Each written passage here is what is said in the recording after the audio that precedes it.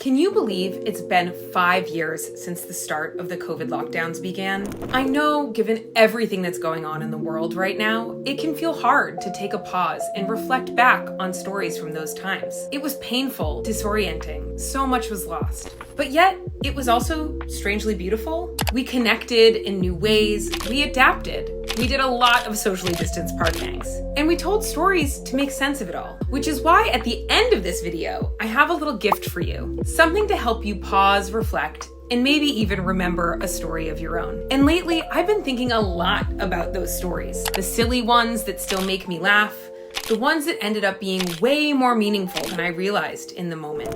One of my favorite stories? It starts with a grocery run. It was early in the pandemic, and I called my friend Katie, we grabbed our DIY t-shirt masks, and we headed to line up in Safeway. I was supposed to get the ingredients for an Airbnb pasta making Zoom class. Yes, it was still that part of the pandemic. Instead, I left with 7 kinds of cheese and 2 boxes of wine. Priorities, am I right? The next day, I cooked ravioli with friends from across the country, my parents in Boston, and 2 Italian chefs, Luca and Lorenzo, who were zooming in from Florence. We laughed, swapped stories, and shared a meal, virtually. It was the first time in weeks that life felt normal again. Looking back 5 years later, that moment wasn't just about pasta or snacks. It was about connection, comfort, and finding strength in community during a really hard time. If that story stirred something in you, or brought back your own memories of COVID hobbies, banging pots to celebrate frontline workers, or the wild early days of the pandemic, I created something just for that. It's a free Story Spark worksheet with 5 simple but powerful storytelling prompts